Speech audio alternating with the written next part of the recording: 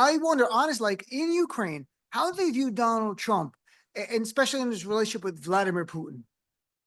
People, when I talk to them, and I've traveled all around the country, and when people find out that I'm an American, people ask me, right? And sometimes these conversations are tougher because I'm still learning the Ukrainian language, so I do my best to kind of like articulate within Ukrainian.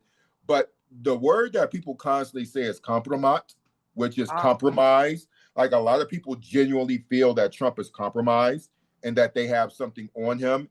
And the words that people use, idiot, that's the word. That's the common word. I mean, I know that's a simple thing, but you're asking me what Ukrainians say. Yes, I do. Yeah.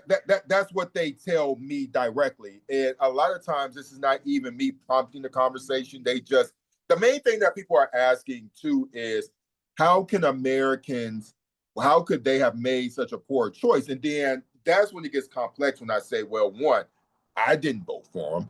And people like, Dean definitely didn't vote for him. And so No, then, right. But then you have to talk to them about the racial politics of America.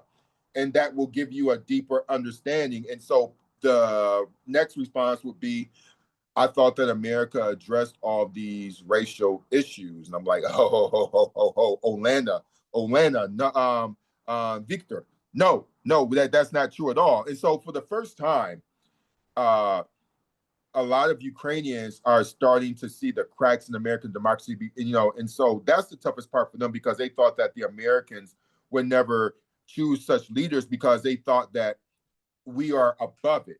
And now they realize that we aren't. And so it's more like a shell shock for them when they have these types of when they talk about America, because they've always looked at America as this major protectorate of Ukraine because they go back to a person that neither of us cares for, in Ronald Reagan, right? But Ronald Reagan was that person that went to that said, tear down this wall, right? And so they have that memory, and that means a lot to people in this part of the world, or people like John McCain, and and they think about these people as like the defenders like against Russia on the Republican Party that no longer exists, right?